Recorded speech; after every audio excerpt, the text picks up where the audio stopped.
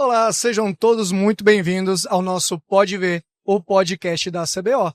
E esse ano especial, nós estamos na Expo Ótica 2025, um ano muito importante para a CBO, um ano que a gente está comemorando os 30 anos. E para isso, a gente está aqui com o stand da CBO, que está belíssimo. Quem estiver aqui na Expo Ótica, venha visitar o nosso stand. E hoje nós teremos aqui um convidado muito importante para o bate-papo e falar um pouco sobre essa história da ótica e optometria junto com a CBO. Então hoje eu estou aqui com o nosso procurador jurídico da CBO, Dr. Fábio Cunha. Seja muito bem-vindo, Dr. Fábio. Prazer, Márcio, obrigado. É um prazer enorme a realização. A gente, depois de tantos anos vindo na Expo Biótica só como visitante, né? Sempre com o sonho, né? Via diretoria sempre com o sonho de ter o seu cantinho, o seu lugar. E a gente viu esse planejamento se realizando num ano importante, num momento importante, após uma grande vitória, né? O que proporcionou a gente estar aqui, essa solidificação, essa sedimentação da optometria no Brasil, da ótica crescendo grandemente, junto com essa impulsão que a optometria está proporcionando, né? Sim. E a gente está aqui hoje realmente num stand que ficou acima da expectativa. Sim, muito sim. Acima da expectativa. É um ambiente muito bonito, o pessoal está passando, interagindo com a CBO, e é muito bacana de você estar num local como esse, que une tanto a tecnologia ótica, a tecnologia da optometria, e você vê profissionais que estão buscando conhecimento, mais sabedoria, e levando tudo isso para os seus clientes no dia a dia. Muito legal a interação do público, especialmente do filiado, que chega passeando, né, conhecendo a feira, visitando a feira e se sente em casa quando chega, né, tira dúvidas do dia a dia, dúvidas sobre planejamento, tem essa interação pessoal. A interação na rede ela é inevitável e é a principal, uma série de questões pelo Brasil continental que a gente tem, pelos custos que inviabilizam algum outro tipo de publicidade e de deslocamento também a todos os locais, né, todos os rincões brasileiros, e ter o contato pessoal é sempre muito enriquecedor e revigorante. Né? Sim, isso é muito bacana, porque muitos dos profissionais que estão aqui nunca tiveram essa oportunidade de ter o contato diretamente com a diretoria CBO. Então, nós estamos aqui com a presença do nosso vice-presidente, nós estamos com a presença do nosso diretor, eu como diretor institucional da CBO, logo nós estaremos aqui também com a presidente da CBO, Iriolanda Bretas. Então esse contato direto com o filiado ele é muito importante. E muitos desses filiados só têm um contato assim, pelas redes sociais, pelas mídias, e alguns profissionais têm algumas dúvidas sobre como funciona a história da CBO. E eu queria saber da sua parte, como foi que você foi acabar parando na optometria? Esses acidentes da vida, encontros e desencontros, né? Eu tinha um grande amigo na minha cidade de Natal, Florianópolis, né? Que era o advogado anterior que me antecedeu, que era o Dr. Torbi. Na época eu estava bem voltado para a academia, lecionando, processo civil. Ele estava com algumas dificuldades para os recursos da optometria, ele já estava envolvido com a optometria. Uma outra optometria, que era um momento totalmente diferente. A gente está falando exatamente de 20 anos atrás. A gente está falando de 2 décadas. A gente está falando num momento que estavam acabando de se formar as primeiras turmas. Né? A massa toda era de técnicos. A grande maioria dos processos que estavam em tribunais eram tratando de profissionais de nível técnico. E naquele momento eu estava com uma grande dificuldade no próprio Tribunal de Santa Catarina, e a optometria estava sofrendo muito revés, muitas derrotas, né? E aí ele foi pedir meu auxílio, e um dos principais motivos de eu buscar o direito foi a possibilidade de eu atuar numa área técnica, de conhecimento técnico, que não só pode, como é quase de regra, tem esse envolvimento multidisciplinar. Para atender um cliente, eu tenho que usar o direito, mas para resolver um problema na área dele. Sim. Né? Seja ele um profissional da saúde, um profissional que presta um serviço de construção civil, uma série de outras atividades da vida humana, né, das atividades comerciais ou não. A gente tem que passar a entender de psicologia, quando vai tratar de um problema de direito de família, né, a esses problemas mais técnicos. E eu fiquei muito encantado pelo esse universo da física óptica. E muito novo, assim, para o olhar geral. Muito novo para mim, tudo muito louco, né, muito diferente. Junto com o Torb veio um cidadão querendo me explicar a adaptação de lente de contato. Na minha cabeça eu já imaginei uma cirurgia, um troço, né, completamente fora do... Achando que esse cara é um louco, quer fazer uma cirurgia igual um médico, né? Simplesmente eu não sabia nada, né? Até porque eu nem usuário de óculos eu era na época. Preconceito, né? Nem usuário de óculos eu era, não tinha nem zero experiência com o universo, né? Então, dali eu comecei a ter aulas desse universo com o Torb, depois passei a ter aulas com o Ricardo Bretas e com a Iriolanda Bretas, e várias outras pessoas, sempre todo encontro com outro profissional que estava passando por dificuldade jurídica era um momento de aprendizado para mim, para entender o universo técnico e ir construindo dentro da minha cabeça uma estratégia de defesa e de solidificação de uma segurança jurídica para esses profissionais estarem atuando, né? Que a gente foi vendo cada problema que tinha e imaginando uma solução jurídica para fazer prevenção daquela situação. Isso é tudo muito novo, que até pro judiciário era tudo muito novo também, né? Até hoje é, né? Até hoje ainda é. Às vezes você chega em alguns ambientes, você fala sobre optometria, aí ele dá aquela o quê? E a gente sempre escuta isso. Então, para você implantar essa nova tendência que seria naquela época, tendência que eu digo que estava bem no início ainda, e de você fazer esse amadurecimento e a defesa perante juízes que não tinham a menor noção do que se tratava, é um desafio, né? Na época foi o principal desafio, a gente até brincava, mas tinha um fundo de verdade, que o principal desafio, o principal desafio era ensinar o magistrado a falar optometria, a palavra, né? Batia a gagueira, parecia aquelas brincadeiras do três pratos de trigo para 3 tigres, né? Que não conseguia falar. Trava a língua. E acontecia até, que é mais curioso, de às vezes o desembargador está proferindo voto favorável e falando optometria errado. Errado ainda. Então foi todo um caminho realmente de demonstrar o que era, né? E aí vem com essa necessidade de demonstrar o que era, já traz para o advogado uma outra dificuldade, que a gente tem um dos desafios, que é um pouco curioso para quem não é do meio, não entende, a gente tem o desafio de escrever petições o mais curtas possíveis. Porque o juiz, com a infinidade de processos que tem, se tu traz uma peça de 60 páginas, 50 páginas, 60, cria uma resistência para ele efetivamente estar enfrentando. Sim. E aí vinha ali aquele nosso desafio de contar o que é optometria, a diferenciação para o óptico, a diferenciação para o oftalmologista, o que se estuda dentro dessa universidade para realmente demonstrar para aquele magistrado que está saindo um cara realmente com segurança técnica, qualificação para fazer um atendimento seguro para a população, né?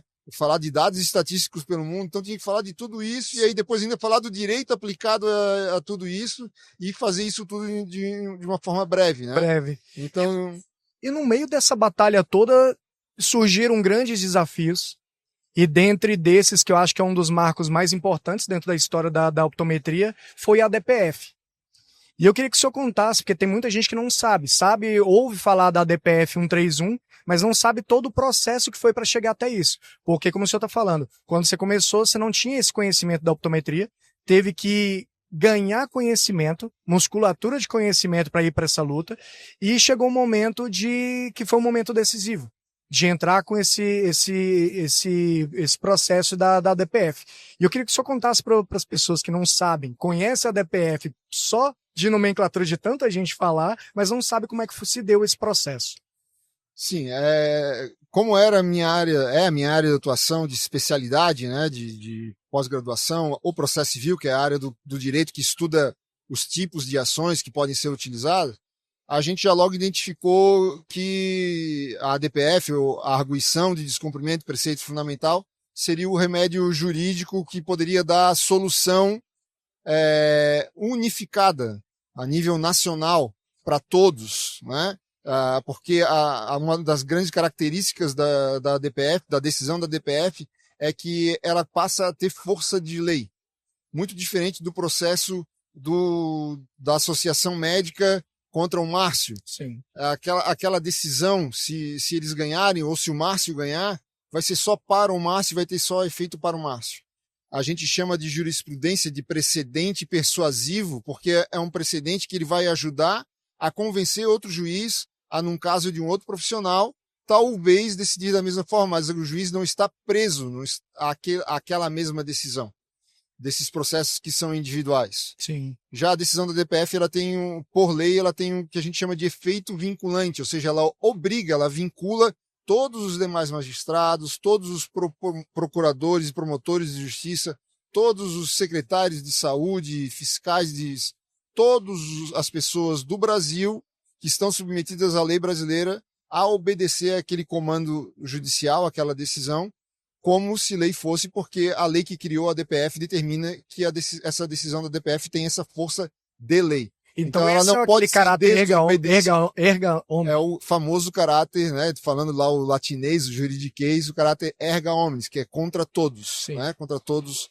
Eu pergunto isso porque às vezes tem alguns profissionais que chegam pra gente e falam assim, olha, eu sou graduado, sou bacharel, tenho meu local de consultório já constituído, já fui na Secretaria de Fazenda, emiti lá o meu CNPJ, mas na hora de conseguir o meu alvará sanitário, eles estão dizendo que não vão emitir para mim.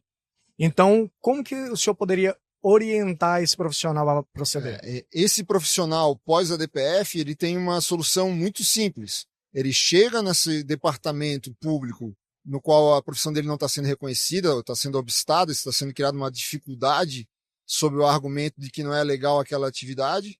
Ele chega com a decisão da DPF, que o filiado, né, da CBO pode, lá na área do filiado, tem a decisão para baixar e levar, né? Dentro da área do filiado, a gente também tem o ofício explicando para a autoridade que essa decisão em ADPF tem esse efeito vinculante e que, se ele desobedecer essa ordem, ele está cometendo, inclusive, infração penal de desobediência de ordem judicial.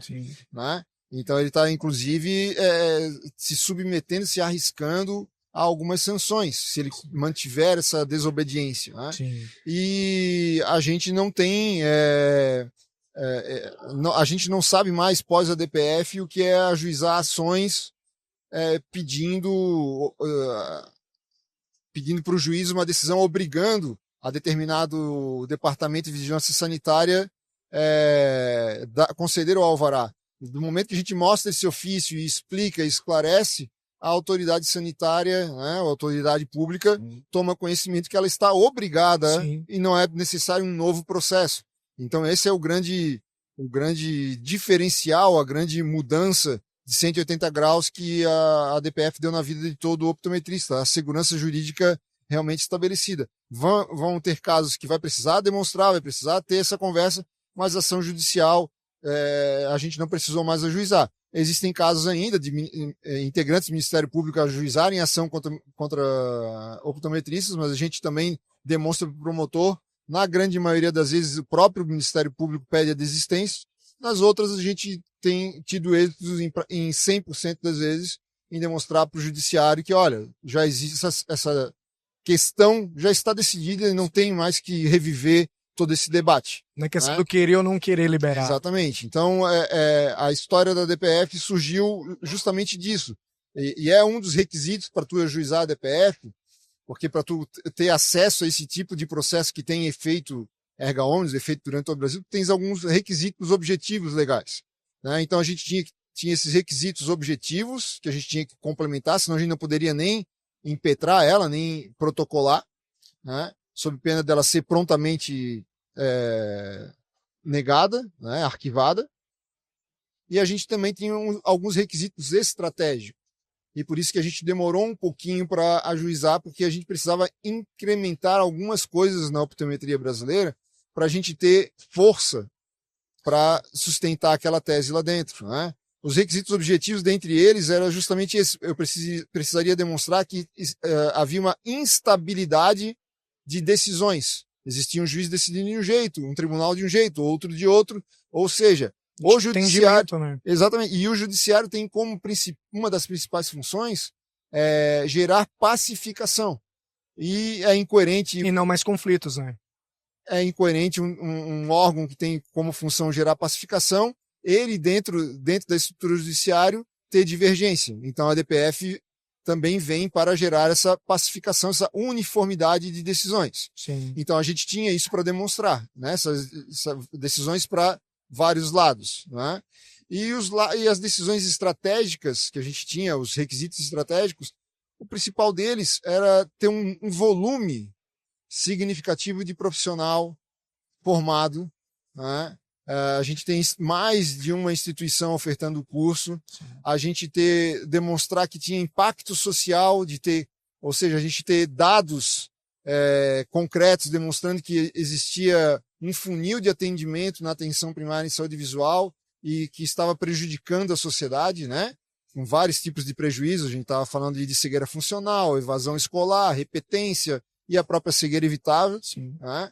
Então, a gente também estrategicamente foi colher materiais internacionais, Organização Mundial da Saúde, do próprio Conselho Internacional de Oftalmologia, ou seja, gerar um estofo internacional para demonstrar para o judiciário que eu não estava tratando de uma jabuticaba, uma invenção brasileira, né? Uma coisa tupiniquim. Uma criação nossa, né? Não era uma coisa que estava consolidada a nível internacional para fins de gerar acesso à população à saúde visual com eficiência, né? A ponto de chegar principalmente antes do prejuízo estar instalado, né? Sim. De ter irreversibilidade na deficiência visual, seja ela da plena cegueira ou simplesmente da dificuldade, né? Do não desempenho total da função visual, que gera prejuízos também sociais, pessoais e sociais gigantescos, né? Que chegam efetivamente a nível de atingir o próprio erário, números de prejuízos com pessoas que a gente chama, né, encostadas no INSS, ou com dificuldades de exercer atividades que antes exerciam, como de motorista a professores. Né? Então, são grandes os prejuízos que a médio e longo prazo são gerados. Então, a partir do momento que toda essa estrutura de informações conseguiu ser consolidada, a gente se viu pronto para comprar a briga efetivamente e montar a peça, montar o processo, né? Um processo que já nasceu com milhares de páginas, porque todos esses dados estavam ali. E aí, dali, desse momento, a gente resolveu protocolar a ação e aí começar a briga com os 11 ministros, né? Não a briga com os 11, mas a briga de demonstrar para os 11 ministros de forma minudente, de forma resumida e esclarecida, nos encontros que para tu ter acesso a uma agenda com o ministro é complicada, e quando tu consegue é uma agenda curta. Sim. Então tu tem que ter muita informação, muita tempo, estratégia, né? Do que destacar, porque tudo Sim, você não não dá ia para falar, né? Então você tinha que provocar a curiosidade, né? Aguçar essa curiosidade, plantar a pulga atrás da orelha, porque afinal de contas são dos 11 ministros, depois que a gente teve a primeira rodada de conversa com todos eles, apenas 3 conheciam o que era optometria, né?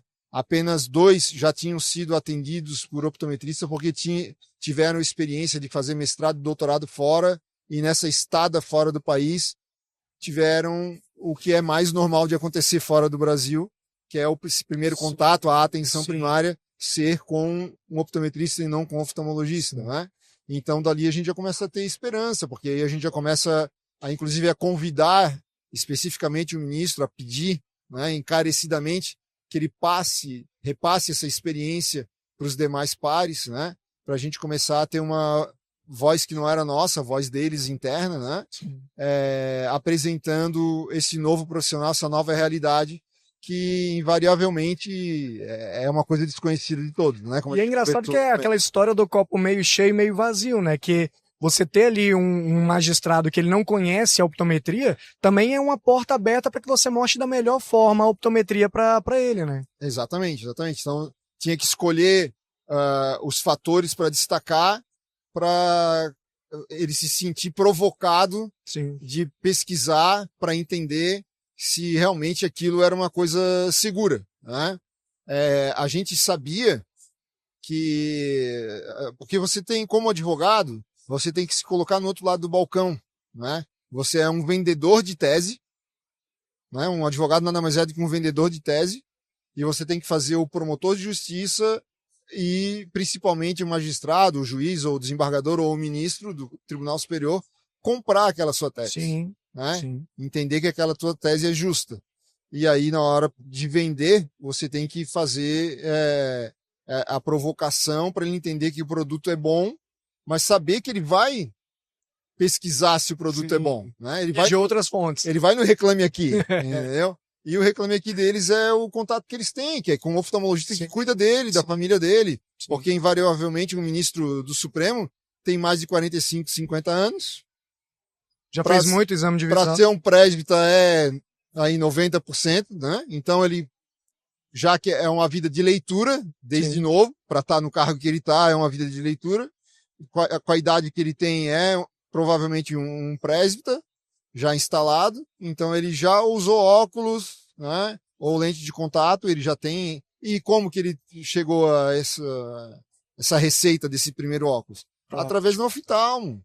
E o oftalmo, quando vê que ele está atendendo um ministro, ele vai fazer de tudo para não ser um mero paciente, né? Um paciente a mais, para ser um paciente porque ele tem alguma relação, né? Então a gente, na hora de vender, já sabia que muitas das vezes ia acontecer dele puxar o telefone, pô, veio o cara aqui falar da optometria, o que é isso? Vai perguntar pro médico dele. E a gente sabia o que o médico ia falar. Sim. Então é importante, né, lá como tem na arte da guerra, tu saber o que teu inimigo vai falar, para tu já. Uma das coisas que a gente tinha preocupação de mostrar para os ministros era: olha, inclusive, se o senhor falar com o seu oftalmologista, ele vai falar isso, isso e isso, e é mentira por causa disso e disso e disso. Então já adiantava a antítese do que a oposição ia trazer, né? Do que a concorrência ia trazer, né? Então, essas eram as dificuldades. E a gente sabia que a gente tinha que conseguir êxito de ter uma conversa, 2 conversas, 3 conversas. Então, por estratégia, às vezes acontecia de a gente ter vários documentos para mostrar e mostrar só 1, 2 para guardar como manga, como desculpa, como razão de ter um segundo, terceiro encontro para estar mostrando, né? E também criar um relacionamento com o gabinete, com todo o staff, para estar levando isso também para o staff, porque não era sempre que conseguia encontrar com o ministro, então tinha que encontrar com o secretário, empatia, né? com o assessor, para ir sendo chato, né, de estar lá, mês sim, mês não, tá reforçando, né? Então nós tivemos um processo aí de longa duração, de anos de duração, quase décadas de duração, e onde em momento algum a gente parou de usar essa estratégia de reforço de marketing, né, para fazer novamente essa comparação com a venda, né? Então a gente estava martelando constantemente dentro do Supremo Tribunal Federal tudo que tinha de novidade ou não sobre a optometria, ou requentando notícia para demonstrar, aparentar ela como nova, para ter uma desculpa, né, um motivo, um mote para estar novamente tendo um encontro e estar chamando a atenção. Sim. E uma estratégia semelhante a essa foi usada lá na época da lei do ato médico, né?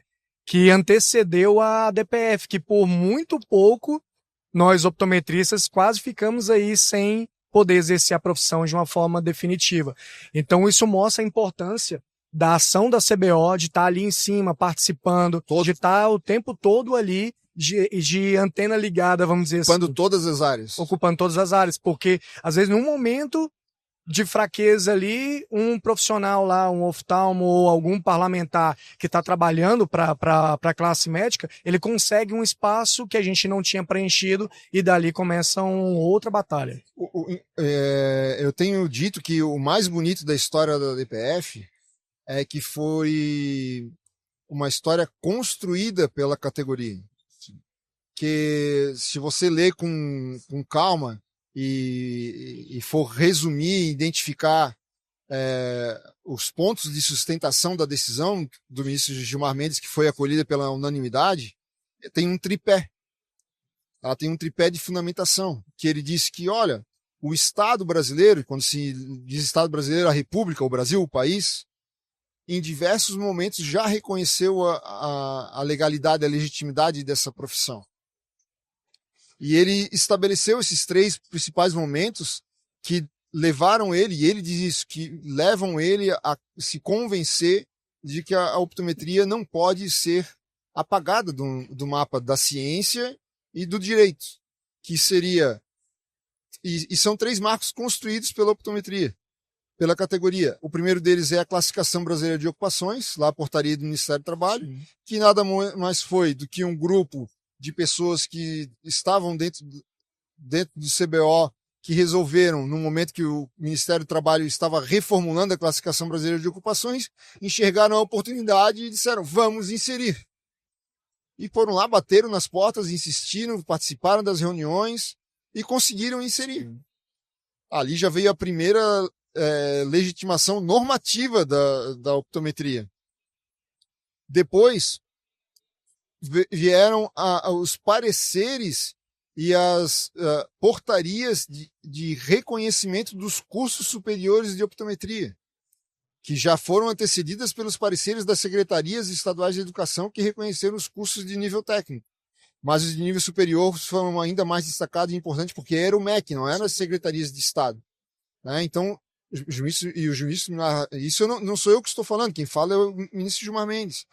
E, por último, é esse ponto que você tocou, a lei do ato médico.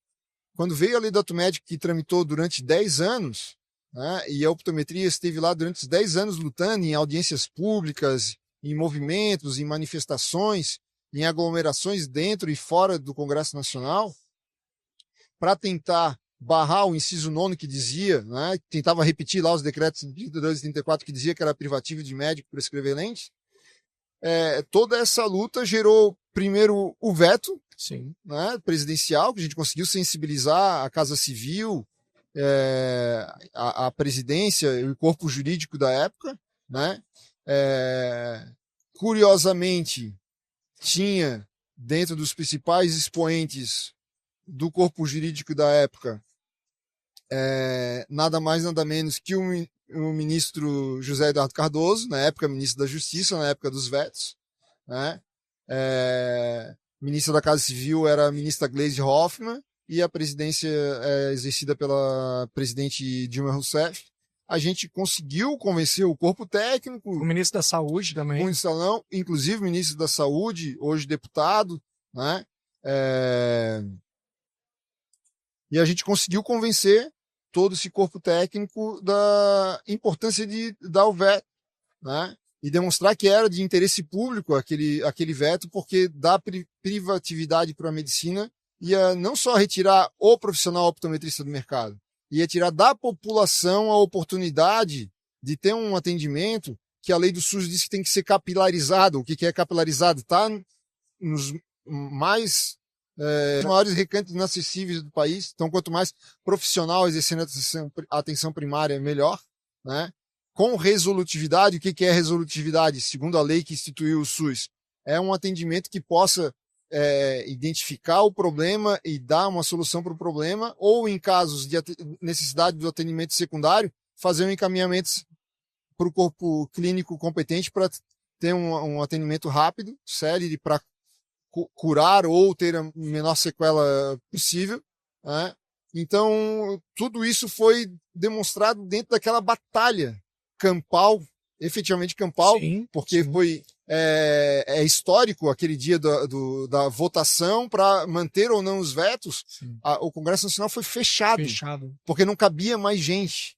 Eram ônibus e ônibus de escolas de medicina e ônibus de escola da optometria, de enfermagem, de odonto, todos querendo a manutenção dos vetos. Porque não era só a optometria que estava envolvida, exatamente. Né? Muitos outros profissionais da área de saúde. Psicologia, acupunturistas, terapeutas ocupacionais, fisioterapeutas, odonto. Técnico de raio-x também. E técnicos de raio-x, uma série de profissões, né? Que lutavam principalmente pela questão do diagnóstico, né? E algumas outras profissões lutando por coisas pontuais. Só que a mais prejudicada, e foi a principal fala minha quando a gente teve a reunião dentro da Casa Civil, com a ministra Gleisi, é que diferentemente de todas as outras profissões que estavam ali expondo, que elas iam ter campos de atuações reduzidos ou mitigados, a optometria ia ser aniquilada do mapa. só pelo inciso 9º que tinha no artigo 4º da Lei 12.842 do ato médico, né? E eu acho que por conta desse destaque que eu dei é que a gente recebeu uma atenção diferenciada da ministra, que inclusive ficou conosco após a reunião com todos os outros conselhos, ficou conosco para entender melhor o que era aquilo, destacou um profissional do corpo jurídico para fazer a tradução e ajudar a começar a redigir aquele veto que finalmente a gente teve de madrugada. Eu lembro até hoje, de madrugada, porque a votação não pode ser interrompida, é o rito, né? Então os senadores e deputados ficaram até ter a decisão final, e isso se confirmou só de madrugada, a contagem dos votos finais, e a gente teve a confirmação da manutenção dos vetos, e foi uma grande vitória, já após ajuizamento da DPF, né? Imediatamente juntamos isso, foi mais uma desculpa, um motivo, né? Um provocador para a gente novamente conseguir uma nova rodada de conversa com todos os ministros para mostrar os vetos, juntar no processo esses vetos, pedir para a Procuradoria-Geral da República se manifestar sobre os vetos, né? E começar a desenhar uma guinada de mudança de opinião, porque num primeiro momento a Procuradoria-Geral da República foi contra a DPF. Só em um segundo momento que a gente conseguiu convencer e demonstrar que aquela decisão primeira da DPF tinha que ser reformada, né? Sim. Então, foi uma vitória muito legal, porque tem muita história de bastidores envolvida, né? E que contou com a contribuição de muita gente. Sim. Cada uma das pessoas que saíram do seu estado para ir lá fazer aquele movimento. Caravana, né? Movimento sindical de estar em cima do caminhão de som. No clima de Brasília, entrada, seco de Brasília. Entrada no clima seco, né?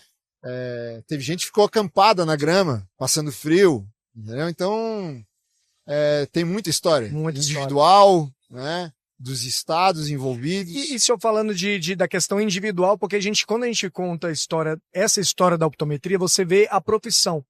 Mas ali você tem várias células de pessoas que têm sua família, sua renda é tirado dali daquela profissão, que dedicou muito tempo da sua vida e de repente você está vendo ali tudo aquilo que você sonhou, podendo acabar de uma hora para outra. Então não é para quem, por exemplo, no caso do senhor, você não estava defendendo só uma profissão, você estava defendendo a vida de muita gente, o sustento de muita gente. Muitos reflexos, muita gente. Aí a gente está falando de empregos diretos e indiretos, né? Aí a gente está falando do optometrista trabalhando, a gente está falando da secretária e do optometrista, a gente está falando de todo mundo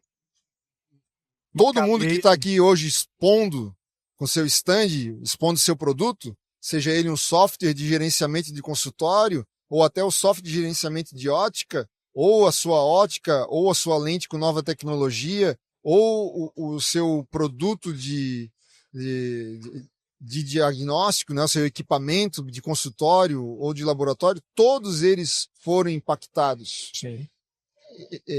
De forma mais direta, os cursos, as faculdades. Quantas instituições de ensino nós temos aqui hoje na feira? Sim. Que nós não tínhamos antes? Sim. Da DPF. Como o senhor fala, né? A principal matéria-prima do setor óptico é o receituário. Então, se você limita aquele profissional, como o senhor falou, da questão de levar a optometria para esses lugares mais afastados.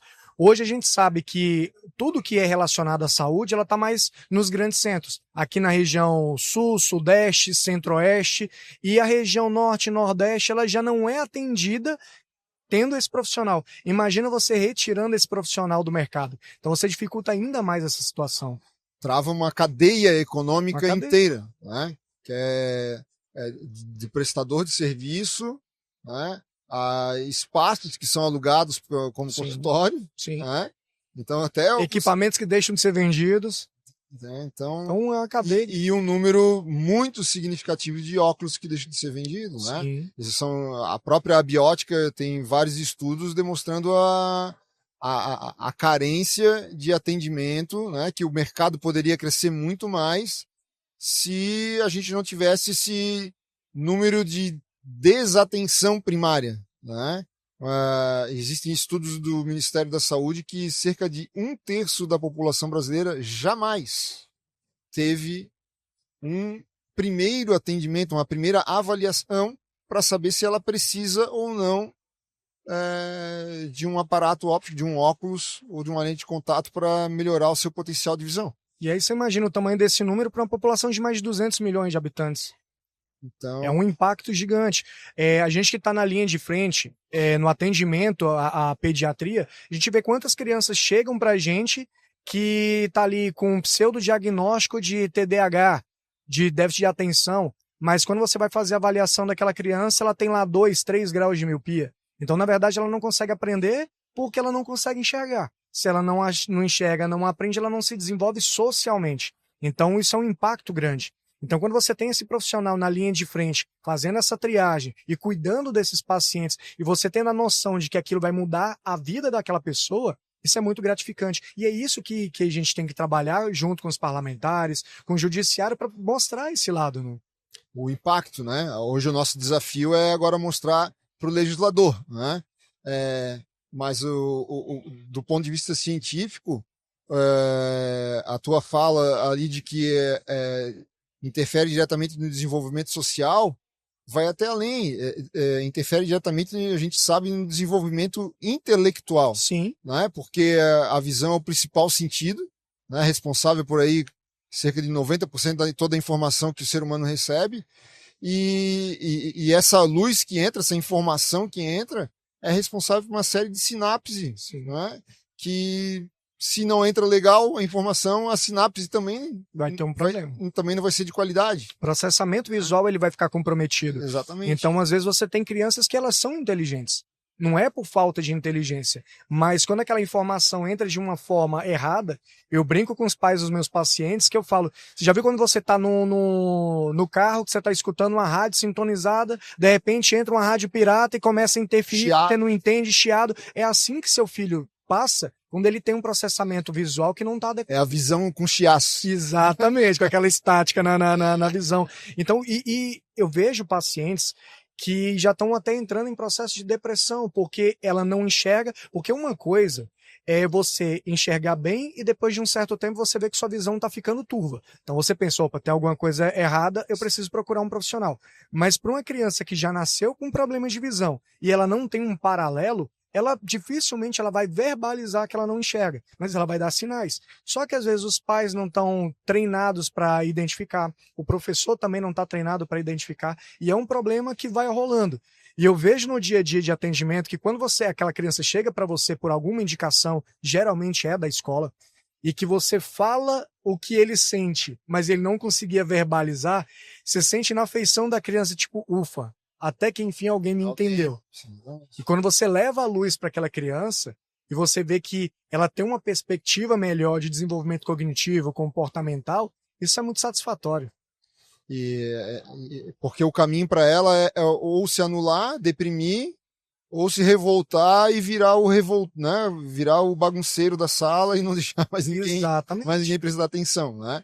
Então essa criança pode até continuar com um comportamento ruim, mas se você dá condições dela ter o aprendizado normal, né, as condições normais de aprendizado para ela, físicas, né, aí você está pelo menos tirando grande parte do problema, né? Sim. Sempre vai ter o bagunceiro de verdade, né? E até para quem está assistindo a gente que não sabe, que não conhece muito bem a fundo a optometria, nós temos diversas especializações, inclusive a optometria comportamental, que auxilia isso. Então, a optometria ela é uma área interdisciplinar. Você trabalha com vários outros profissionais. Então, você pode fazer uma parceria na sua cidade com um psicopedagogo. Então, você ajudar essa criança, eu brinco, que é ensinar essa criança a aprender. Então, ela controlar aquele comportamento dela e entender que aquilo não é culpa dela, mas que ela pode mudar. E assim, você vai trabalhar não só com aquele paciente, mas com a família dele também, porque ela também precisa de auxílio. Para entender que o problema era esse, né? Exatamente. E a gente conseguir levar isso para o maior número de pessoas. E tendo tudo isso hoje com nível superior, especializações, pós-graduações, como é que você vê o futuro da optometria no Brasil? Pois é, Márcio, a gente tem vários outros desafios agora, né?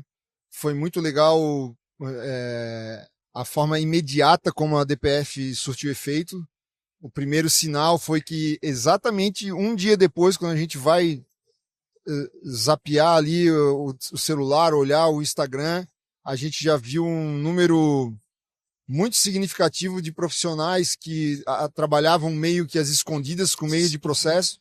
No dia seguinte, a gente viu profissionais tirando foto de consultório, de fachada de dentro do consultório, já fazendo propaganda, né? Oferecendo consulta, avisando, estou aqui para atender, né? Contando o que era a sua profissão, pessoas que viviam meio que ocultas da sociedade, né?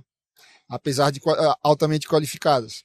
E a gente foi surgindo coisas boas, semelhantes a essa, mas foram surgindo também desafios, e o principal deles são que envolve as questões éticas, né? As questões de limites de atuação e envolvimento do profissional que prescreve com o comércio que vende, né? Hoje esse é a principal crítica que a medicina ainda se apega, né? Embora, como de regra, durante toda essa batalha, a medicina é uma coisa que não faltou, a medicina é incoerência e prepotência, eles também são incoerentes nesse ponto, porque batem em criticar a optometria, que o modelo em quase todo mundo inclusive é de uma optometria dentro da óptica. Sim. Né? É o modelo que está aí. Se a gente tem optometria fora da óptica de forma institucionalizada, que eu tenha conhecimento, é o Canadá. O resto de todo mundo, a optometria pode ser fora ou dentro. Né? No Brasil, a gente não tem um modelo legal ainda definido. Esse é um dos desafios, de fazer a definição desse modelo de forma legal, regulamentada. Né? Enquanto não há esse modelo, existem estados que estão fazendo dentro e fora, outros estados que só permitem fora, mas sempre lastreado em outras legislações que evitam venda casada, como o Código de Defesa do Consumidor, né? Algumas legislações sanitárias que também fazem algumas restrições.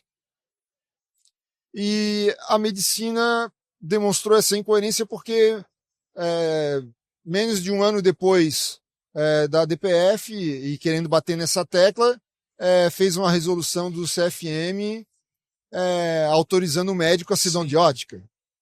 Então, é uma resolução que é ilegal sob vários aspectos. Sim. Primeiro, que uma resolução de uma autarquia não pode ser superior à lei, e o decreto de 24.492 proíbe expressamente o médico de ter ótica. Que era uma lei que eles batem muito, né, para usar contra a gente. Que eles usavam, agora eles querem com a resolução, que nem pode ser através de resolução, tem que ser através de lei. Revogar uma lei. É incoerente do ponto de vista técnico legal e do ponto de vista do discurso que eles sempre defenderam, né? Sim. Então, o mercado vai ter que se ajustar e encontrar essa legislação. A medicina ainda tenta, esse é um outro desafio, a medicina ainda tenta, através de outros projetos de lei, reviver esses decretos de 34, ou tentar fazer ressurgir uma fênix desse inciso 9º, lá da lei do ato médico, que a gente conseguiu os vetos, né? Tentam, dentro de processos judiciais, alegar que, olha, mas o diagnóstico ainda é privativo do médico, e como o diagnóstico é privativo, o optometrista não pode receitar porque ele diagnostica uma hipermetropia, ele diagnostica uma miopia, etc. É uma grande falácia, porque tecnicamente, número um, o diagnóstico não é privativo do médico. Sim.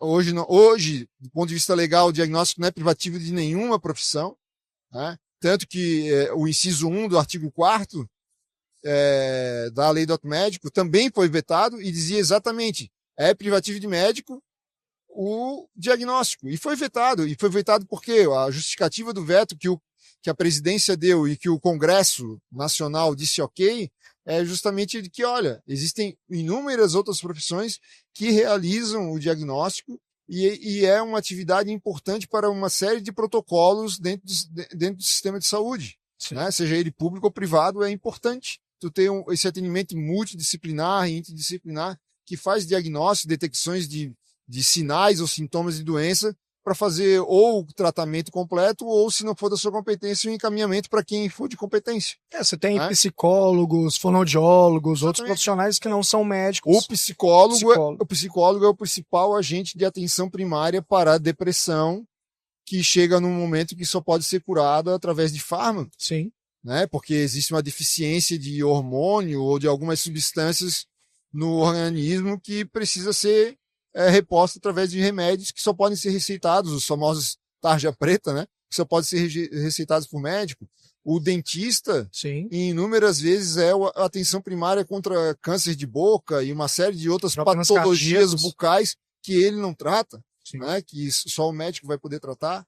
E a gente tem até o podólogo, né? Chega um momento que ele pode fazer ali um tratamento né, para a gente ser uma coisa bem corriqueira, de uma unha encravada. Chega um determinado momento que tem que ser uma extração que só o médico vai poder fazer, né?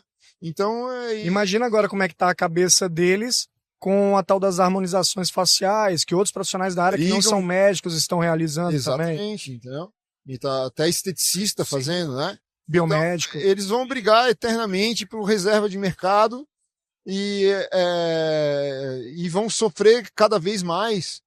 E do ponto de vista institucional, as entidades médicas, na minha leitura, vão cada vez mais utilizar da sua força para tentar essa reserva, porque eles estão sofrendo agora até entre eles. Sim, né? sim. Existe uma série de matérias, até artigos científicos, discutindo esse número desenfreado de faculdades de medicina e a quantidade de centenas de milhares de médicos que são formados agora no país. Sem contar aqueles que se formam fora do Brasil e que vêm para o Brasil para atuar aqui, né? Entendeu? Então, eles vão cada vez mais sentir no ponto do corpo humano que para eles é o mais sensível, que é o bolso. Né? Infelizmente, na sua grande maioria, o discurso que as entidades médicas têm demonstrado é esse. Não tem compromisso com o atendimento multidisciplinar, não tem demonstrado na prática um compromisso com o efetivo atendimento da população, desde os rincões mais carentes até os grandes centros. Né? A medicina tem uma série de problemas de distribuição regional, Sim. Concentração de médicos em grandes centros e carência nos interiores, né? E a gente isso vai gerar uma queda de receita em consultórios, porque vão ter mais médicos disputando e mais outros profissionais da saúde atuando na atenção primária em áreas que antes eram cercadinho médico, né? Entendiam como privativo, e isso vai gerar, vai aguçar mais ainda essa briga deles por reserva de mercado. E aí, como que eles vão fazer isso? Seja através da proposição de novas leis, seja através dessas resoluções que são ilegais, né? Porque o Conselho Federal de Medicina não pode propor uma resolução dizendo o que é ou o que deixa de ser privativo do médico, sob pena de a gente dizer que o Conselho, o CFM, manda na prestação de serviço de saúde. Até uma proposta aí de uma prova, né, para só poder exercer a profissão se fizer aquela prova e ter semelhante da OAB, né? Da OAB, né? Eu pessoalmente sou muito favorável, porque se o discurso todo é de que os outros profissionais não podem atuar em determinados seares, em determinados campos, porque não tem qualificação, não tem conhecimento, eles primeiro têm que demonstrar que eles têm conhecimento. Sim. Quando a gente sabe que existem provas já feitas, por exemplo, a gente está em São Paulo, que, salvo engano, é o único lugar do país que, para tu conseguir te inscrever no CRM de São Paulo, no CRM paulista, você tem que prestar uma prova. Você não precisa ser aprovado. Você pode só chegar na prova, assinar a presença, zerar e ir embora, que você vai receber a sua carteira do CRM. Então, a aprovação não é pré-requisito, é só fazer a prova é pré-requisito. Mas dos que fazem a prova, os números, os resultados, as notas, esses números são catastróficos, são assustadores, Sim. Demonstrando que o discurso da qualidade O nível de conhecimento mais elevado, né? Deveria primeiro, né? O CFM deveria primeiro se preocupar, arrumar a casa para depois olhar para os cercadinhos dos outros, né? Mas o fato é que a gente não pode descuidar é que não existe dentro do Congresso Nacional categoria profissional mais forte do que a medicina.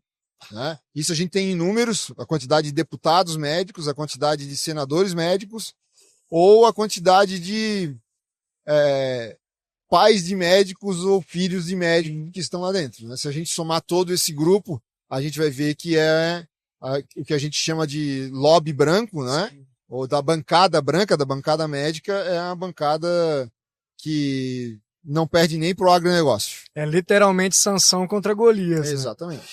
Né? Tendo tudo isso, essa visão que você tem já aí de 20 anos dentro do direito, defendendo a optometria, qual que você acha que hoje é o maior desafio para a optometria para o futuro? O primeiro e imediato, né, que a gente tem como principal meta é conseguir a lei de regulamentação para sanar uma série de atos, né, de lacunas legais que a gente tem. E a gente tem o desafio também do ensino de qualidade, de promover, de garantir que as escolas mantenham um ensino de qualidade para o profissional que sai à rua ser um profissional de qualidade. E a gente tem a preocupação também de olhar as mesmas informações que me levaram lá 20 anos atrás a entender que eu poderia vestir a camisa, de que seria uma luta que eu tinha muita esperança de que eu ia ganhar, de que a gente ia ganhar, né? Essa certeza me veio estudando a optometria fora do Brasil, a história, o nível de reconhecimento, também a história dos países em que tinha resistência e a optometria foi reconhecida. A gente tem uma curva, né? Primeiro das instituições, a gente tem como grande exemplo a Colômbia. Sim. No Brasil a gente se espelha muito na história da Colômbia porque lá tinha essa resistência, alcançaram a legalização, né? E a gente teve lá um crescimento de oferta de cursos de optometria, uma oferta de optometristas na rua que atendiam em consultórios, depois passaram a atender dentro de óticas, e aí a gente tinha profissionais muito procurados, com poucos profissionais no mercado, então a gente tinha salários bons, né, com uma demanda de contratação boa, e aí a gente começou a ter muita formação, muita gente no mercado, natural, regra de mercado, um decréscimo do nível de rendimento, né, financeiro desses profissionais, e a gente tem o histórico na Colômbia até de universidades fechando por falta de alunos, pelo excesso de instituições ofertando o curso. Então, são curvas e são desafios que a optometria brasileira vai enfrentar, porque não é diferente, é regra de mercado, e eu sempre digo que o mercado é cruel, né? Ele é impositivo, não adianta a gente achar que vai ganhar do mercado, que mais cedo ou mais tarde o mercado vai impor, né? Vai se impor. Então esse eu acho que são os principais desafios, a regulamentação e o cuidado com o ensino, né? A manutenção do cuidado com o ensino de qualidade é um desafio bem grande para a gente não gerar uma massa de profissionais desqualificados e acabar dando margem a discursos de desconstrução. Sim. E hoje, depois que a gente passou aí pela ADPF, a gente tem uma segurança jurídica maior para trabalhar, como o senhor falou, os profissionais têm orgulho de mostrar seus consultórios, de abrir suas portas para atendimento. Então isso trouxe também um impacto para a indústria óptica. Como que você tem percebido isso, lidando diretamente com representantes da indústria, a visão deles sobre a optometria hoje? A gente tem uma visão muito positiva, que infelizmente não é divulgada da maneira que a gente gostaria, porque existe muito receio da indústria e do varejo de assumir determinadas verdades, do tipo, se você for fazer uma pesquisa com os laboratórios, né, que recebem as receitas para aviar as lentes, fazer a surfaçagem, a montagem, etc., você vai identificar duas coisas que são incontestáveis há muito tempo. A primeira delas, as receitas de optometristas são muito mais assertivas.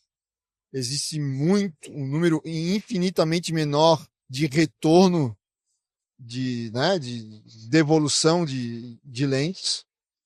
E o ponto 2 é a venda, né? O impulsionamento do mercado óptico pós-ADPF foi gigante, a ponto de hoje existirem dados, né, de que a quantidade de receitas que esses laboratórios haviam já é, em alguns lugares, até maior, ultrapassa os 50%, se for fazer a comparação de receita médica e receita optométrica. E a gente fala receita médica, né, para lembrar, né, que, infelizmente, na grande maioria, as receitas médicas não são receitas oftalmológicas, são só médicas, porque é ainda uma grande minoria dos médicos que atuam na área e efetivamente têm residência. Ele é um clínico geral sem a especialização em Exatamente. oftalmologia. Alguns deles ainda faz aquele supletivo do Conselho Brasileiro de Oftalmologia, que é aquela provinha que tu faz para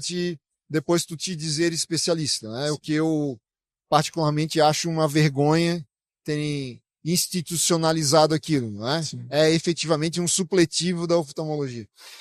Mas a verdade do ponto de vista comercial, ponto de vista de mercado, é que em alguns estados o receituário optométrico já é maior do que o receituário médico.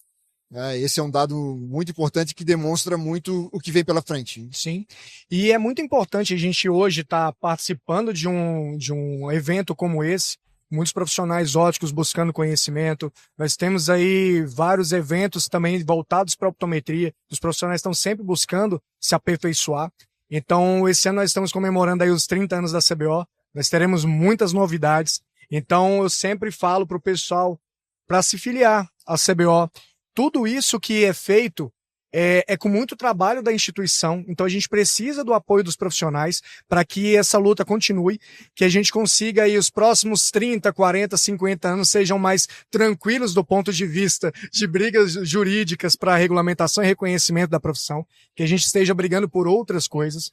E eu queria deixar aqui um convite que em novembro nós teremos 2 eventos em Brasília, que é o 11º CIETICO, que é o Congresso Internacional de Estudos Técnicos e Científicos em Ótica e Optometria, que vai ser realizado no dia 6 e 7 de novembro de 2025.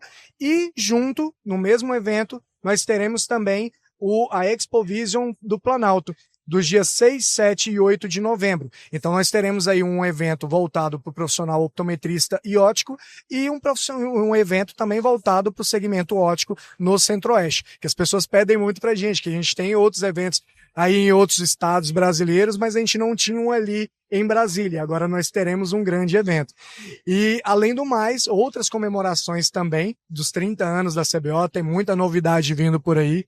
E eu queria pedir para o senhor o que você tem para falar para esses profissionais, o conselho que você tem para esses profissionais e agradecer também a sua disponibilidade de estar aqui com a gente, de estar aí 20 anos junto com a ótica e a optometria, brigando por essa classe, que só tem a agradecer. Eu sempre tenho dito que é uma honra terem depositado a confiança de representar essa briga toda, né? Na verdade, durante muito tempo a gente chegou a perder sono, né? Porque a gente teve vieses, momentos realmente que, se a gente não tivesse muita crença, muita fé, seriam momentos desesperançosos, mas a todo momento a gente utilizou até essas coisas negativas, essas derrotas que fizeram parte até do crescimento, sim, do fortalecimento, né? Sim. A gente utilizou o tempo inteiro para voltar mais forte, né? Para a segunda batalha, terceira batalha e etc, né? E a gente tem visto aí essa equipe que dá a cara para bater, Márcio, Eriolanda, todo mundo da diretoria, Jaziel, Irineu e as outras diretorias que vieram antes, Forlan, Ariel, todo mundo que está na frente, se prontificando a ser vitrine, né? Ricardo Bretas, etc., porque a vitrine é olhada, é vista, mas recebe muita pedrada, né? Porque é difícil é impossível de a gente agradar a todos, né? Então, o que eu tenho para dizer é que confiem no trabalho da instituição. É um trabalho difícil, porque, como a gente disse aqui, o inimigo é muito forte, né? As pessoas que não querem ver o trabalho acontecer, têm muita força, mas a gente vai se reinventando e inventando coisas novas. Hoje a gente tem aqui, né, o Pode Ver. Pois é, o nosso né, Pode Ver. Mais uma novidade, né? Mais uma forma de estar se comunicando, de trazer brevemente a gente pede para acompanharem as redes sociais, divulgarem, compartilharem. Em breve a gente vai estar trazendo outros convidados, né? Convidados que vão estar aqui na feira, convidados do varejo, convidados da indústria, convidados de instituições de ensino, pessoas do próprio sistema CBO também para trazer outras novidades, outras informações, trocar ideia, demonstrar as dificuldades no seu estado e as vitórias nos seus estados. Um convidado surpresa que nós teremos essa semana, muito importante para a gente. Muito importante também, exatamente. E a gente está executando esse trabalho. Para ele ter continuidade, a gente precisa de filiados. Não se faz sem estrutura, não se faz sem organização, não se faz sem verba, né?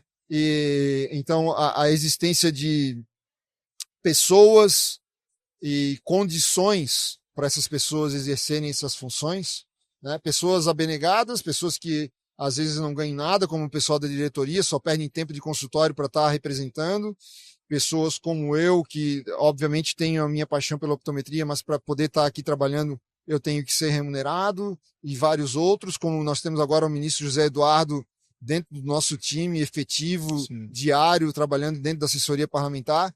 Ele precisa ser remunerado também, por mais que ele tenha comprado, se apaixonado também pela briga, ele não pode deixar o cliente dele para perder tempo, porque o tempo dele é valiosíssimo, né? A gente vê ele todo dia na CNN, né? Tá lá, é a nossa cara também na CNN, de forma indireta, né? Então, a gente precisa de estrutura, a gente precisa de união, a gente precisa das pessoas entenderem que quer divergir, divirja aqui dentro, né? Divirja trazendo de forma organizada, sensata, construtiva, a sua crítica, a sua opinião, a sua mão para ajudar a entender, às vezes entender por que não está sendo feito do seu jeito. Talvez, muitas vezes acontece a gente já ter tentado e não ter dado certo, né? Ou do efeito colateral ser pior do que as vantagens que traz, ou de a gente não ter condições estruturais, financeiras de executar o que a pessoa imagina que acha que é fácil, que é viável, né? Hoje, para estar com esse podcast armado, teve todo um envolvimento, uma equipe super gente boa, profissional, especializado, para poder estar com o equipamento correto, com qualidade e etc., para a gente estar aqui, né? Então, tudo depende, né? Tudo é muito legal de fazer, mas tudo depende de muita força e muito esforço, né? Físico e financeiro. Então, o convite que eu deixo é venha. Quem não é, venha.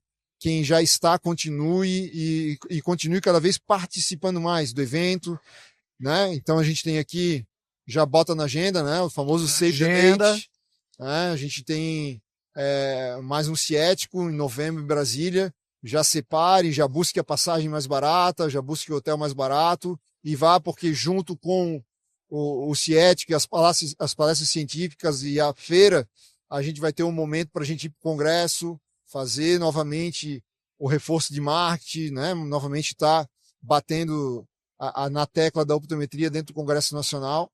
E muitas coisas vão ser feitas ainda esse ano dentro do Congresso Nacional e a gente precisa desse apoio, dessa estrutura para isso tudo estar acontecendo. Porque nada melhor do que falar com um parlamentar de um estado, tendo um profissional daquele estado ali falando a língua. Eu sempre digo que o Congresso Nacional é uma casa de sotaques. Exatamente. O capixaba precisa se identificar, né? Se identificar com o capixaba falando com ele, né? O baiano precisa do oxente, né? Então o gaúcho precisa do bar, precisa do bate, preciso da sua atenção aqui, né?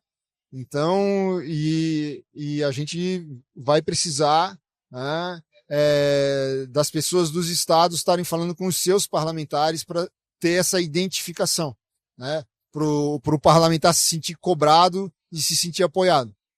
Tá? E é isso. Então, queria agradecer mais uma vez, doutor Fábio, por estar aqui conosco, agradecer por essa trajetória dentro da ótica e da optometria. Teremos aí muitas jornadas juntos e agradecer a quem acompanhou a gente até agora. O Pode Ver está começando agora, então nós teremos, como o doutor Fábio falou, muitos outros convidados aqui dentro da feira, da Expo Ótica, e continue com a gente, logo mais teremos novidades. Muito obrigado e até a próxima. Pode ver. Pode ver.